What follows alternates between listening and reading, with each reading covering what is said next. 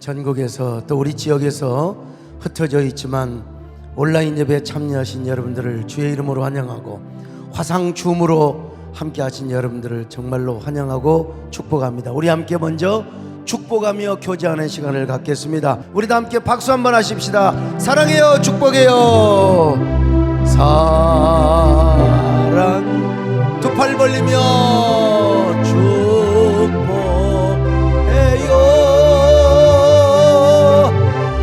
당신의 마음에 우리의 할렐루야. 우리 장길영 권사님 힘내세요. 사랑을 드려요. 예수님께서 제자들에게 한 번은 이렇게 물어본 적이 있어요. 요즘 사람들이 나를 뭐라고 해? 아니, 너희들은 나를 어떻게 생각하는 거야? 저도 사랑하는 성도님들에게 한번 여쭤보고 싶어요. 여러분, 요즘 제가 어떻게 보이시나요? 진짜 참다운 목사라고 생각이 되십니까? 우리 목사님 이 시대에 하나님이 세우신 진정한 종이라고 생각이 되세요? 저는 누가 뭐라 해도 그렇습니다. 저는 하나님의 종입니다. 그러나 저도 요즘 다시 한번 생각을 해봅니다. 아, 나 진짜 목사 맞나? 왜 이런 생각을 하느냐면요, 이 코로나 시대 속에서 우리 한국교회가 지금 얼마나 부끄러운 모습을 보이고 있는지 몰라요. 한국교회 목사들이 얼마나 공격을 당하고 비난을 당하고 있는지를 모릅니다. 그러나 여러분, 이러한 시대 속에서 내가 아무리 생각해봐도 나는 하나님의 목사다. 나는 하나님의 종이다. 교회가 사회를 공격하고 사회가 교회를 공격하는 이 야만의 시대 속에서 내가 아무리 생각해봐도 나는 목사다. 목사 맞아. 저는 불신가정에서 태어나 교회를 다니겠다고 생각을 해본 적이 없습니다. 저는 나중에 교회를 다닌 후에도 목사가 되겠다고 생각해 본 적은 한 번도 없었습니다. 그러나 불가항력적인 하나님의 소명을 받아서 제가 어쩔 수 없이 신학교를 간다고 하니까 얼마나 박해를 받았는지 몰라요. 저를 낳아주시고 길러주신 부모님이 저를 버렸어요. 집에서 나가라고 그래요. 더더욱 가슴 아픈 것은 저를 낳아주시고 길러주신 부모님의 뜻에 순종하지 못하고 목사의 거룩한 운명의 길을 걸어가야 하는, 소명자의 길을 걸어가야 하는 그 모습은 저의 청소년 시절에 받아들일 수 없는 너무나 큰 현실이었습니다. 이 거룩한 운명이야말로 19세 소년, 그야말로 작은 심장으로서는 도저히 감당할 수 없는 아픔이었습니다. 저도 할 수 없는 거룩한 끌림에 이끌려서 집에 나왔을 때 하얀 눈보라가 휘몰아치고 있었습니다. 저는 얇은 봄 잠바 하나 입고 성경 찬송 한 권 들고 제가 집을 나왔거든요. 두 볼에 눈물이 막 그냥 하염없이 흘러내리는데 그 뜨거운 눈물은 가슴속으로 흘러내리고 있었습니다. 근데 그때 마음에 뜨거운 감화가 왔습니다. 성령으로부터. 사랑하는 종아, 내가 너를 지키고 내가 너를 인도하마. 지금 내 호주머니에 10원 한 푼 없어도 내가 너를 어떻게 먹이고 입히며 인도하는지를 보아라. 너는 장차 나의 영광과 내 자존심을 세워지는 나의 참된 종이 될 것이다. 저는 울먹이는 마음으로 찬송을 부르며 읍내로 걸어가고 또 걸어갔습니다. 나도 모르게 이 노래 잘 알지도 못해 그냥 한번 읊조렸습니다. 몸에 걸친 단버릇이 내게 족하고 들고 나선 주의 말씀이 넉넉하여. 잘 몰라요. 그까지 그냥 내가 한번 불러보는 겁니다. 눈보라와 찬 바람은 나를 때려도 주님 따라서 가는 이 길은 기쁘기만 하여라. 여러분, 이렇게 해서 제가 신학교의 문을 두드렸습니다. 학교를 다니는 동안에 수박 장사, 오이 장사, 아내분 장사, 과일 장사로서는 다 해봤습니다.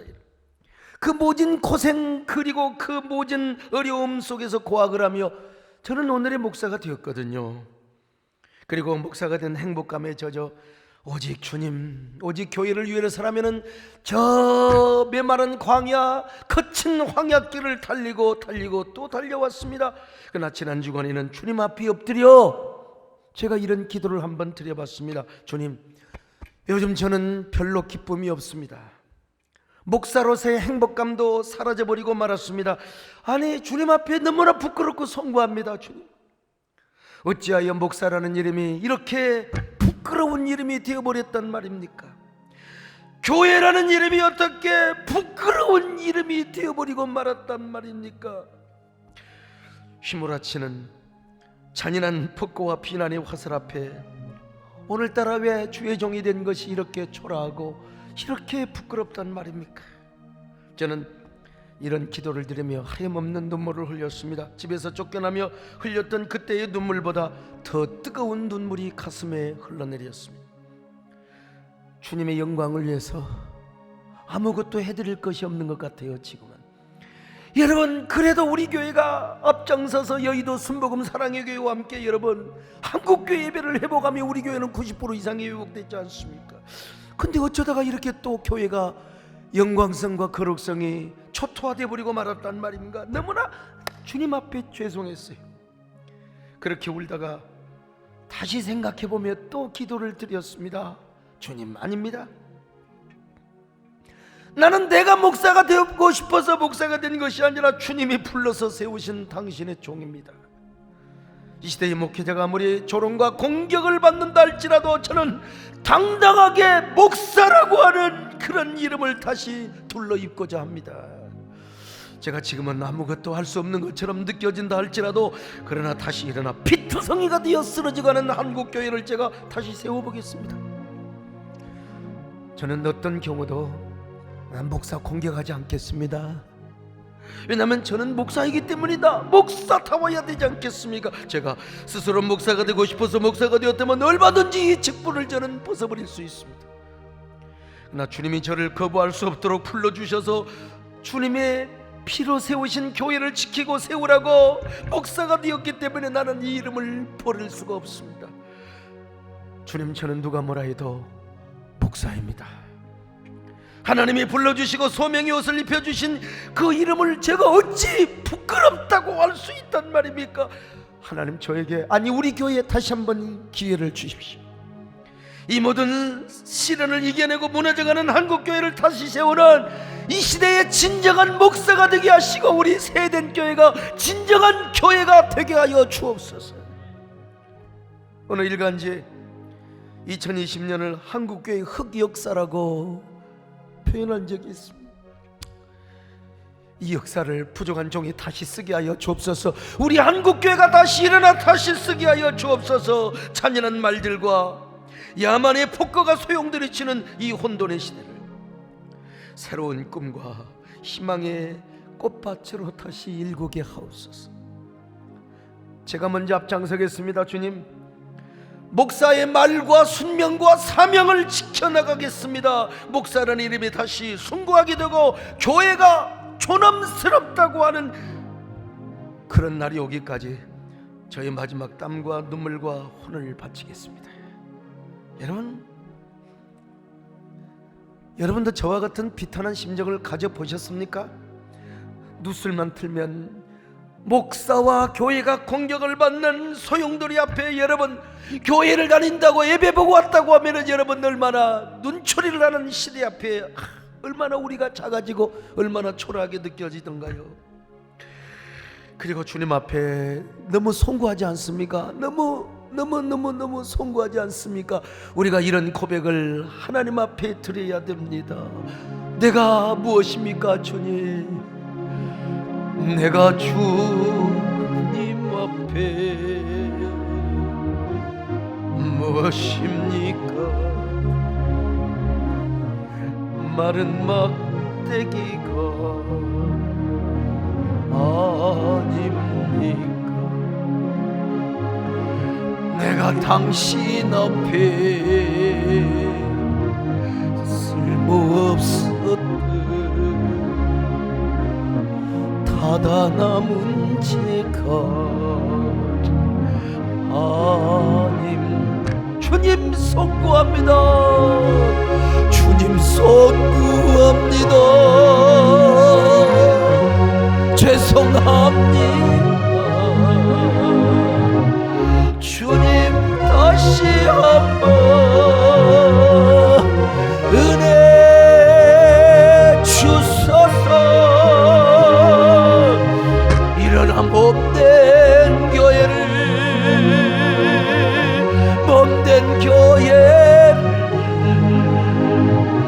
또다시 세우게.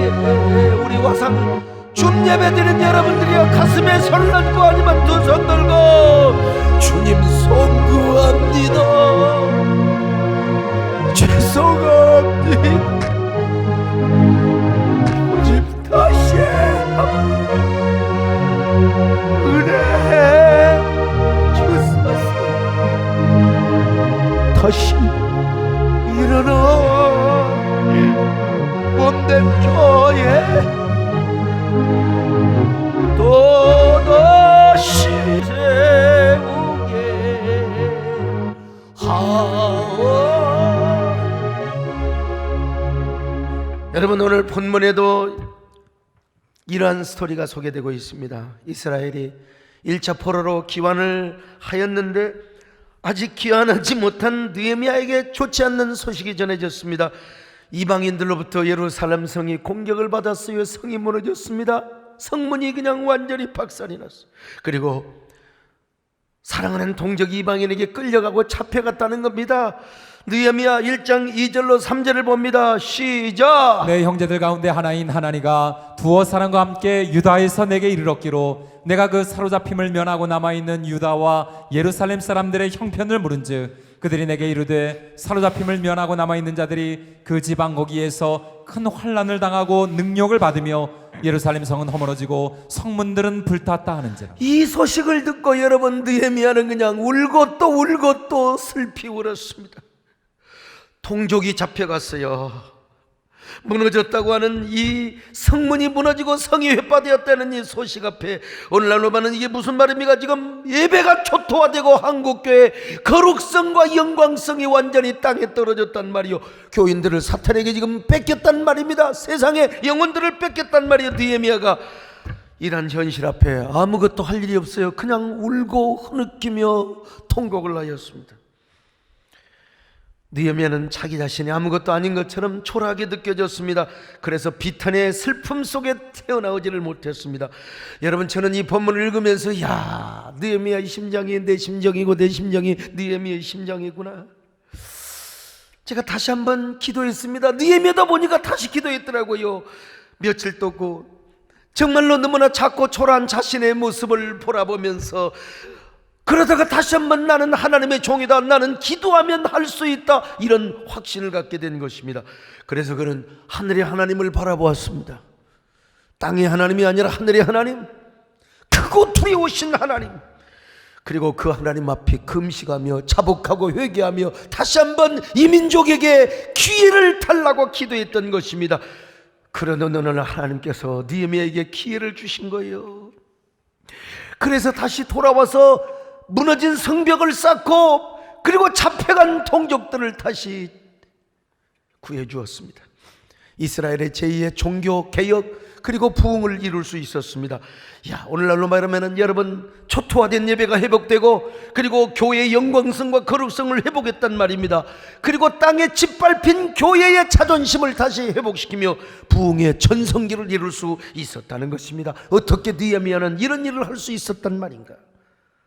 첫째로 그는 애절한 처절한 실존적 기도를 하나님께 드렸습니다. 이 무슨 말입니까? 먼저 처참한 현실을 그대로 인정했단 말입니다. 절대로 현실 도피를 하지 않았어요. 그리고 현실을 부인하지 않았습니다. 여러분, 현실을 그대로 받아들여. 오늘 우리가 지금 한국교회 이 초토화된 모습을 현실 그대로, 아니 한국교회뿐입니까? 모든 매장 업소가 다 마찬가지죠 지금. 여러분, 그래서 우리는 애절한 실존적 기도를 드릴 수 있어야 됩니다. 여러분, 그래서 느헤미야는 하나님 앞에 식음을 전폐하고 금식하였을 뿐만 아니라 자신의 죄부터 자백을 하였습니다. 아니, 자신의 죄만 자백한 것이 아니라 동족의 죄, 아니 저 조상 때부터 지었던 죄를 회개하며 하나님 앞에 엎드려 기도하였습니다. 하나님, 나는 아무것도 못합니다. 지금 기도밖에 할 수 없습니다. 그러면서 하나님의 긍휼, 하나님이 살려주셔야 됩니다. 긍휼을 베풀어 달라고 기도했던 것입니다. 느헤미야 1장 5절로 6절입니다. 시작. 이르되 하늘의 하나님 여호와 크고 두려우신 하나님이여, 주를 사랑하고 주의 계명을 지키는 자에게 언약을 지키시며 긍휼을 베푸시는 주여 간구하나이다. 이제 종이 주의 종들인 이스라엘 자손을 위하여 주야로 기도하오며 우리 이스라엘 자손이 주께 범죄한 죄들을 자복하오니 주는 귀를 기울이시며 눈을 여시사 종의 기도를 들으시옵소서. 긍휼을 베풀어 주옵소서. 이 종의 기도를 들어 주옵소서. 느헤미야는 기도를 통하여 민족이 사는 길을 열 수가 있었던 것입니다. 애절한 실존적 기도를 통해서 우리 민족의 정말로 비극, 고난이 없이는 우리 민족의 역사를 말할 수 없죠. 여러분은 유명한 소설가 김훈이 쓴 남한산성이라는 책을 읽어보셨습니까? 청나라가 조선을 침범하였을 때 여러분, 우리 조선이 어떤 상태였 줄 아십니까? 도성은 불타고 수많은 여자들이 겁탈을 당하며 죽임을 당하였습니다. 세자는 강화도로, 그리고 인조라고 하는 임금은 저 남한산성으로 도망가버려 그냥 도성은 불타고 겁탈을 당하고, 청나라의 군대 대장의 용골대가 남한산성을 에워싸버렸습니다. 눈은 허벅지가 닿을 정도로 펑펑 내려요. 남한산성을 지키는 군사들은 추워서 동상이 걸려 죽습니다. 식량이 없으니까 말을 잡아먹어요. 군말을 잡아먹어요. 얼마나 비참해요. 아무것도 못합니다. 이때 적합파인 김상헌과 조합파인 최명길이가 끊임없는 논쟁을 합니다. 말싸움을 하는 거예요. 최명길이는 청나라에 항복을 하고 백성을 살리자는 겁니다. 그런데 김상헌은 죽기로 싸우자는 겁니다. 그런데 미안하지만 싸울 힘이 없어요. 김상헌은 죽어서 살자고 합니다. 반대로 최명길은 살기 위해서 죽자는 것입니다. 물론 척화론을 주장하는 김상헌이나 주화론을 지정하는 최명길이나 맞는 말입니다. 누구가 옳고 누구가 틀렸다고 말할 수가 없어요. 그러나 김상헌이는 자존심을 죽이고 최명길은 실리를 추구했습니다. 나는 이러한 현실이 오늘 우리 한국교회의 모습과 같다. 코로나 사태 앞에 우리 한국교회 지도자들마저도 의견이 분분하게 나누어지지 않습니까? 그까지 현장 예배를 고수해야 된다는 목사님들과 국민 복원을 위해서 그래도 잠시 온라인 예배를 드려야 된다고 하는 의견으로 나누어져 있습니다. 현장 예배를 고수하는 목사님들 중에 다는 아니지만 온라인 예배를 드리는 사람들은 정부의 그리고 시청과 도청의 권위에 굴복을 하는 것이라고 비판을 하는 분도 계십니다. 저는 이 두 부류를 김상헌과 최명길로 한번 생각해 봤습니다. 우리는 어쩔 수 없이 온라인 예배를 드립니다. 절대 우리는 한 번도 현장 예배를 놓쳐본 적이 없었습니다. 그 위험 중에도 한 명의 확진자도 나오지 않았어요. 그러나 우리 주변에 두 고등학교에서 확진자가 무더기로 나왔어요. 우리 중고등부 애들이 얼마나 많은데요. 거기다가 우리 교회에서 1.3km밖에 안 떨어진 어느 교회에서 여러분 180명, 200명 가까운 확진자가 무더기로. 그래서 우리 이 근방은 그야말로 지금 상가도 거리도 죽음의 도시와 같아요. 지금 돌아다니는 코로나 바이러스는 지혜지형이어서 감염률도 6배나 높고 치사율도 높다고 하지 않습니까? 그러니 우리 교회는 어쩔 수 없이 나는 우리 성도들의 건강을 보호하고 우리 이웃 주민들의 생명을 존중히 여기는 마음으로 내가 어쩔 수 없이 온라인으로 전환을 했습니다. 어쩔 수 없이.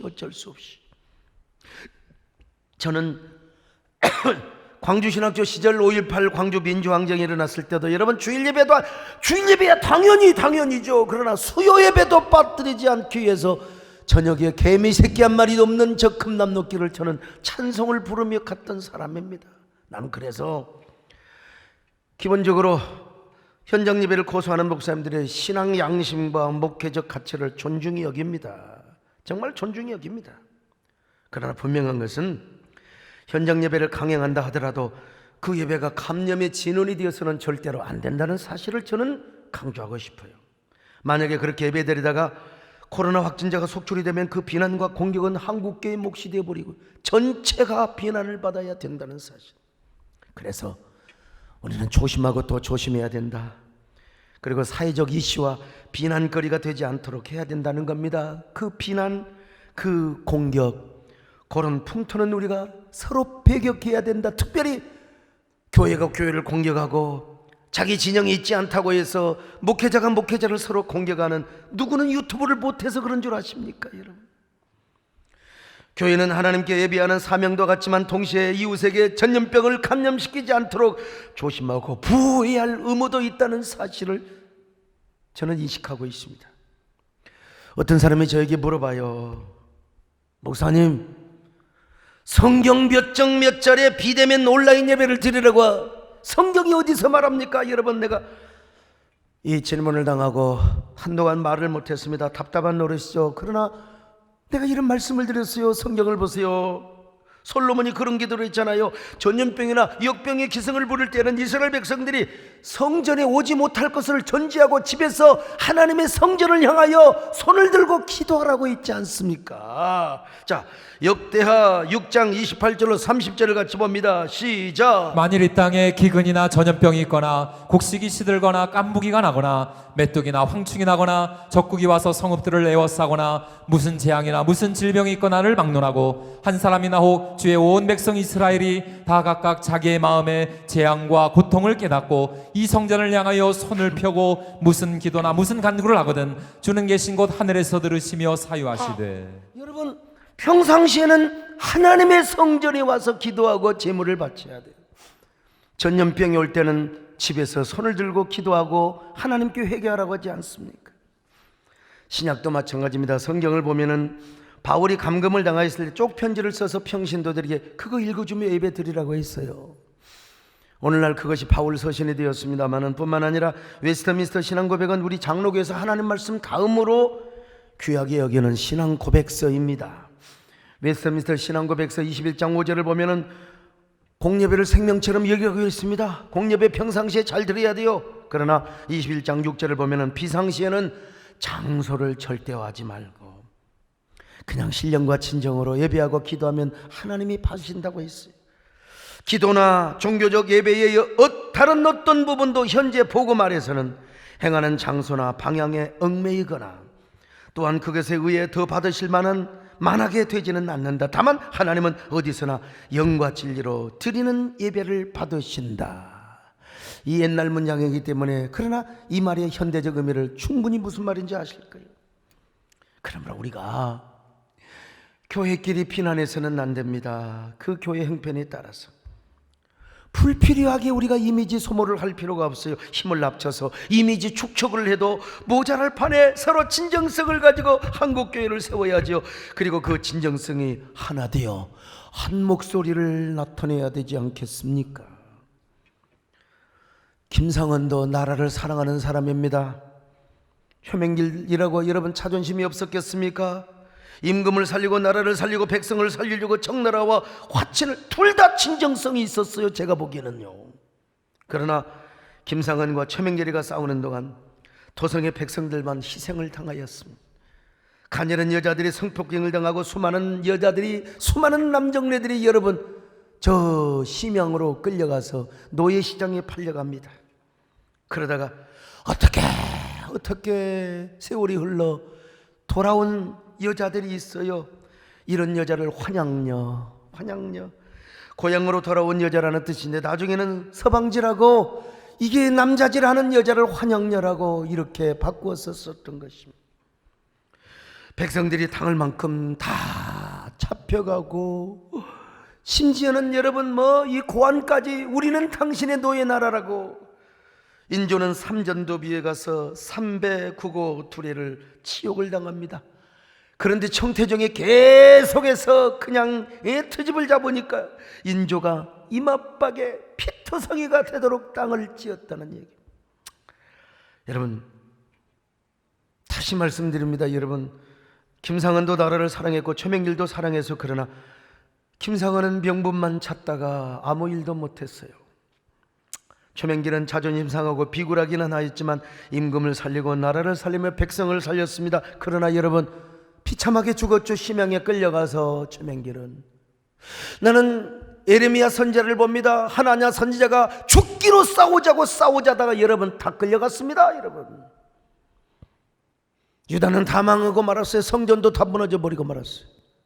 예레미야는 바벨론과 화친하자, 소통하자. 그래서 여러분, 그런데 예레미야 말을 듣지 않고 하나냐의 말을 듣다가, 아유, 여러분, 제가 왜 이런 이야기를 하는 줄 아십니까? 그들에게는 길이 없었습니다. 길이 없었어요. 길이 있더라도 그 길은 정상적으로 갈 길이 못 되었어요. 얼마나 슬픈 상황인지 알 수가 없습니다. 느헤미야도 이런 슬픈 소식을 접하였습니다. 그러나 느헤미야는 어떤 사람이느냐? 길을 열었어요. 하나님 앞에 길을 연 사람입니다. 나는 그래서 우리 한국교회가 지금 길을 열자, 우리 교회가 앞장서자, 우리가 길을 열자 이 말이요. 그걸 위해서 우리가 뭘 해야 되느냐? 여러분, 우리가 애절한 실존의 기도를 하나님 앞에 드려야 된다는 거요. 실존의 문제를 가지고 하나님 앞에 나가 우리가 먼저 처참하게 기도를 해야 된다는 것입니다. 느헤미야 1장 5절입니다. 시작. 이르되 하늘의 하나님 여호와 크고 두려우신 하나님이여, 주를 사랑하고 주의 계명을 지키는 자에게 언약을 지키시며 긍휼을 베푸시는 주여 간구하나이다. 여러분, 우리가 갑론을박하지 말아요.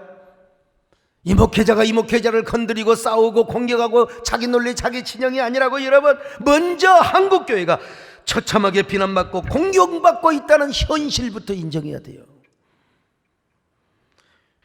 우리의 잘못을 돌아보고 우리 민족의 죄까지 짊어지고 처절한 기도를 해야 돼요. 지금은 우리가 아무것도 할 수 없는 것처럼 보이지만 여러분, 느헤미야에게 길을 열어주신 것처럼 우리에게도 길을 열어달라고 간절히 기도하는 이러한 정성과 헌신과 속죄제가 필요하다는 것입니다. 여러분, 우리 하나님은 능히 그렇게 할 수 있는 분이십니다. 우리 하나님은 크고 두려우신 하나님이십니다. 땅의 하나님이 아니라 하늘의 하나님이요. 여러분, 그 하나님 앞에 느헤미야가 처절한 실존적 기도를 드렸던 것처럼 우리에게도 길을 열어달라고, 다시 한번 기회를 달라고 그렇게 기도를 해야 된단 말입니다. 하나님께서 우리의 모습을 그냥 지켜보고만 계시지는 않을 것입니다. 하늘의 하나님께서 지금도 말씀을 주시고 지금도 일을 하시며 우리에게 시그널을 보내고 계십니다. 무조건 우리가 기도해야 됩니다. 하나님 앞에 그냥 기도가 아니라 처절한 기도를 드려야 됩니다. 애절한 실존적 기도를 드려야 됩니다. 우리 모두 함께 이런 기도를 드릴 수 있기를 바랍니다. 아멘. 주님께 무릎 꿇고 간절히 기도를 드립니다. 엎드려 회개하며 속죄를 드립니다. 왕이신 주 예수여, 전능한 여호와여, 속죄제를 드립니다. 처절한 기도 드림, 왕이신 주 예수여, 왕이신 우리 주님이 왕이십니다. 주 예수여, 전능한 여호와여, 속죄제를 드립니다. 처절한 기도 드립니다. 두 번째, 여러분, 실존을 넘어 영광의 세계로 들어가야 합니다.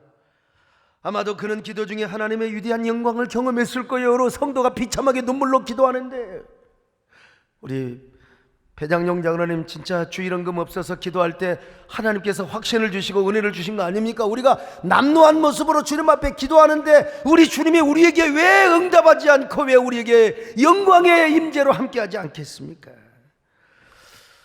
그래서 그는 하나님 앞에 확신을 가지고요, 배짱 어린 기도를 드립니다. 하나님, 이 종의 기도를 들으시고 이 종이 형통하여 제가 모시고 있는 아닥사스다 왕과 모든 신하들 앞에 은혜 입는 것을 보여주시옵소서. 자, 한번 느헤미야 1장 11절을 보실까요? 시작. 오늘 종이 형통하여 이 사람들 앞에서 은혜를 입게 하옵소서 하였나니 그때 내가 왕의 술관원이 되었느니라. 술관은 옛날에요, 왕들이 술 마실 때 독을 타면 안 돼요.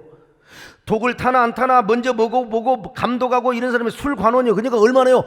신뢰가 있어야 돼요. 왕이 믿어야 돼요. 무조건 믿는 사람이. 그러니까 얼마나 총애를 받은 신하였는지 모릅니다. 그런데 아무리 신임을 받은다 할지라도 여러분, 왕이여 제가 고국을 가야 되겠습니다. 지금 자기를 총애하는 사람이 자기 곁을 떠나겠다고 하면 얼마나 지금 왕이 섭섭하게 생각했어요.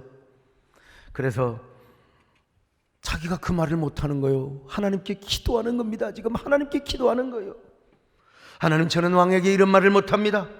그러나 제가 수심이 가득한 마음을 가지고 나가겠사오니 하나님께서 왕의 마음을 감동하셔서 저에게 먼저 물어보게 하옵소서. 저에게 물어보게 하옵소서. 여러분, 이거 진짜 기가 막힌 일입니다. 애절한 실존적 기도를 넘어서 이제는 영광의 세계에 들어가서 배짱 있는 기도를 드리는 거예요. 하나님, 제가 말하지 않아도 왕의 입을 열어서 나의 안부를 물어보게 하시고 나에게 무슨 염려가 있다는 것을 정말로 궁금하게 나에게 물어보게 하옵소서. 그리고 포도주를 가지고 며칠 후에 왕에게 들어갔어요. 세상에, 하나님께서 왕의 마음을 감동하셔서 느헤미야에게 물어보지도 않았는데, 내가 말도 안 했는데 느헤미야에게 물어보는 거예요. 느헤미야야, 본디디가 건강하거늘 오늘 얼굴이 왜 이렇게 수척하단 말이냐, 무슨 근심이 있는 거야? 느헤미야는 이때다 하나님의 응답이다, 하나님이 역사하셨다, 잠시 하나님 앞에 올까니 하나님 제가 믿음으로 나갑니다. 그러면서 왕에게 따발총처럼 이렇게 이야기를 하는 겁니다. 느헤미야 2장 2절입니다. 시작. 왕이 내게 이르시되 내가 병이 없거늘 어찌하여 얼굴에 수심이 있느냐, 이는 필연 내 마음에 근심이 있음이로다 하더라. 자, 계속해서 4절 5절을 보실까요? 시작. 왕이 내게 이르시되 그러면 내가 무엇을 원하느냐 하시기로 내가 곧 하늘의 하나님께 묵도하고 왕에게 아뢰되 왕일 만일 좋게 여기시고 종이 왕의 목전에서 은혜를 얻었사오면 나를 유다 땅 나의 조상들의 묘실이 있는 성읍에 보내어 그 성을 건축하게 하옵소서 하였는데. 여러분, 지금 왕 앞에 그는 지금 기도를 하며 하나님께 잠시 묵도를 하며 이렇게 고백합니다. 폐하, 나의 동족 저 예루살렘 백성들이 이방인에게 끌려갔다 하옵니다. 성은 무너져 버렸고 성문이 완전히 회파되었단나이다. 어찌 신이 이 소식을 듣고 울지 않겠습니까? 저의 마음이 너무나 처참합니다. 폐하, 이 신의 마음을 굽어 살펴주시옵소서. 여러분, 이런 식으로 고백을 하지 않았겠습니까? 하나님이 그 왕의 마음을 감동하셨어요. 느헤미야야, 가라, 가서 네 고국을 살리고 무너진 성을 건축하고 도탄에 빠진 백성들을 구하거라. 그리고 다시 내게로 오라. 여러분, 이런 기적이 어디가 있어요? 느헤미야는 허리를 굽히고 성은이 만극하옵니다 인사를 하고 여러분 다시 백성들을 거느리고 예루살렘으로 왔어요. 그리고 제2의 신앙개혁과 부흥운동을 일으킬 수 있었습니다. 얼마나 영광의 세계의 반전의 삶을 살았어요. 느헤미야가 그랬다면 우리도 그럴 수 있잖아요. 우리도 여러분, 우리 하나님은 어떤 하나님이냐? 하늘의 하나님이십니다. 여러분요, 크고 두려운 하나님이십니다. 사람을 높이기도 하고 낮추기도 하시고 사람을 살리기도 하고 죽이기도 하시며 한 국가의 흥망성쇠를 주관하시며 정권을 바꾸기도 하시며 권력을 바꾸기도 하시는 우리 하나님이십니다. 저는 어제 점심에 대형교회 목사님들과 함께 어느 귀한 장소에서 식사를 하며 아무개 어떤 분을 위해 기도하는데 이런 기도를 해드렸어요. 우리 하나님, 다들 은혜를 받았습니다. 우리 하나님은 어떤 하나님이냐? 코로나를 당장 물러가게 하실 수 있을 뿐만 아니라 코로나를 통해서 지금 우리를 낮추시며, 그리고 알곡과 쭉정이를 하나님이 다 이렇게 구별하시고 당신의 거룩한 섭리와 경륜을 이루어 가시는 하나님이요, 여러분, 이 하나님은 크신 하나님이십니다.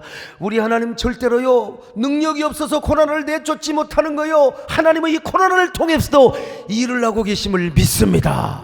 그 크신 하나님을 여러 번 찬양하며 경배할 수 있기를 축원합니다. 아멘.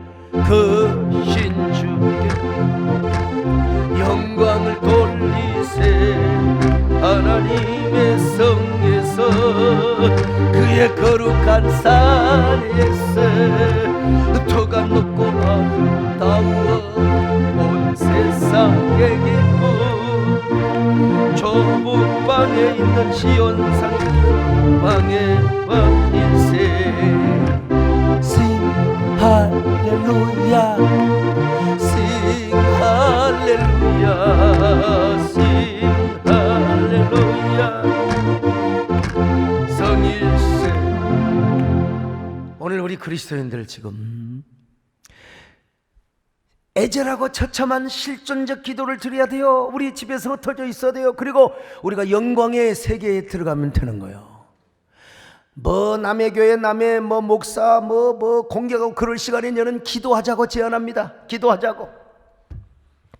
그 영광의 세계에서 우리 하나님 앞에 한번 담대하게 기도해 봅시다, 여러분. 그렇게 기도하면 하나님께서 얼마든지 추락한 한국교회 이미지를 바꾸어 주실 수 있어요. 한국교회가 다시 일어나고 부흥하며 선거할 수 있는 새로운 기회를 주실 줄로 믿습니다.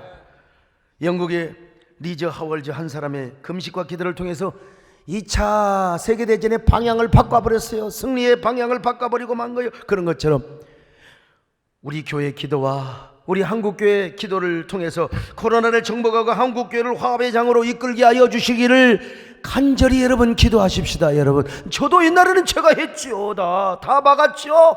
예배 회복도 하자고 하고. 여러분, 근데 지금은 교회가 확진자만 배출하지 않고 교회를 탄압한다면 여러분 제가 나갈 겁니다. 제가 나가서 여러분 싸울 겁니다. 그러나 지금 우리 교회가 어찌할 수 없는 상황이요. 그러나 하나님의 은혜를 베풀어 주셔서 이번 주에 확진자를 확 다운시켜 주실 줄로 믿습니다. 우리가 현장 예배를 모이지 못하고 아무것도 할 수 없는 것처럼 보이지만 우리 각자 처소에 여러분 하나님의 영광이 임재하면 되는 겁니다. 우리 화상 줌 예배 드린 여러분요, 하나님의 영광이 여러분의 가정을 덮어버리시기를 바랍니다.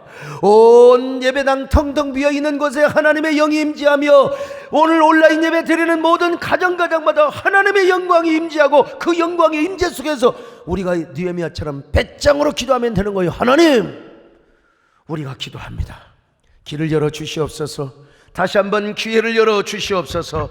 여러분, 느헤미야의 고백을 보십시다. 여러분, 52일 만에, 이건 할 수 없는 일입니다. 이거 보여, 완전히 황성의 터처럼 부셔져 버린 성을 다시 52일 만에 그들의 헌신과 그들의 결단과 그들의 눈물이 하나님의 영광의 임재와 만났을 때 52일 만에 예루살렘 성을 다시 수축할 수 있었어요. 자, 느헤미야 6장 15절입니다. 시작. 성벽 역사가 52일 만인 엘루럴 25일에 끝나매. 얼마나 큰 성인데요. 얼마나 위대한 성인데요. 여러분, 지금도 예루살렘 성에 안 가보셨어요? 우리가 하나님의 영광의 임재를 경험하면 다시 한국교회 세울 수 있다고 저는 믿습니다. 하나님을 다시 만나면 우리 모두가 하나님의 영광을 임재를 경험하고 다시 하나님 앞에 결단하며 기도하며 우리의 헌신과 우리의 희생을 하나님 앞에 드린다면 우리 얼마든지 우리 한국교회는 일어날 수 있습니다. 오늘 유튜브에 함께 하신 귀한 분들, 우리 교인들이 아닌 분들, 방송을 통해서 말씀을 듣는 분들, 우리 할 수 있습니다. 여러분, 실존의 기도를 드리며 처참한 기도를 드리며 하나님의 영광 속에 나가 우리 느헤미야처럼 배짱의 영광의 기도를 드린다면 여러분, 우리는 얼마든지 다시 할 수 있습니다. 오늘 여러분, 예수 그리스도의 생명이 여러분 속에 가득하시기를 축원합니다. 그럴 때 우리 교회만 회복할 뿐만 아니라 가정도 회복합니다. 여러분의 사업장과 직장도 회복할 수 있습니다. 문제는 뭐냐? 우리가 서로 다투지 말고 한 마음이 되어서 느헤미야처럼 처참한 실존의 기도를 드리고 나아가서 하나님의 영광의 임재 속에 우리가 돌림을 받을 때 우리가 영광의 기도, 배짱의 기도, 역전의 기도를 하나님 앞에 드리는 겁니다. 오늘 이런 신앙부터 회복할 수 있기를 바랍니다. 우리 모두 하나님 이런 신앙을 누리고 경험할 수 있기를 바랍니다. 이런 선구자가 되시기를 바랍니다. 이런 거룩한 파이오니아가 될 수 있길 바랍니다. 나는 이 일을 우리 교회가 앞장섰으면 좋겠습니다. 여러분의 기도가 필요합니다. 눈물의 헌신이 필요합니다. 여러분, 우리 흑역사를 우리가 위대한 남국교회를 다시 세우는 황홀한 역사로 다시 한번 써나갈 수 있기를 바랍니다. 그런 저와 여러분이 되시기를 바랍니다. 아멘. 내 눈 주의 영광을 보리, 우리 가운데 서신 주님, 그 빛난 영광 온 하늘을 덮고 그 찬송 온 땅 가득에 내는 주의 영광을, 찬송 가운데 서신 주님, 주님의 얼굴을 온 세상 향하네 권능의 팔을 드셨네. 주의 영광이여, 주의 영광 이곳에 가득해. 우린 선의 주님과 함께 찬양하며 우리는 전진하리. 모든 열방 죽을 때까지. 하나님 아버지 고맙습니다. 우리가 지금 할 일은 하나님의 마음을 움직이는 겁니다. 우리를 낮추시는 하나님, 그 모든 것을 우리가 인정하고 처참한 실존의 기도를 드리고, 그리고 영광의 세계로 가서 하나님의 보좌를 움직이는 반전의 기도를 하게 하여 주옵소서. 배짱의 기도를 드리게 하여 주시옵소서. 우리 한국교회가 다시 뒤집어지며 부흥하는 놀라운 역사, 우리 그 놀라운 그날들을 경험하게 하여 주시옵소서. 이 일에 우리가 쓰임받게 하시기를 바라오며 예수님의 이름으로 기도드리옵나이다. 아멘.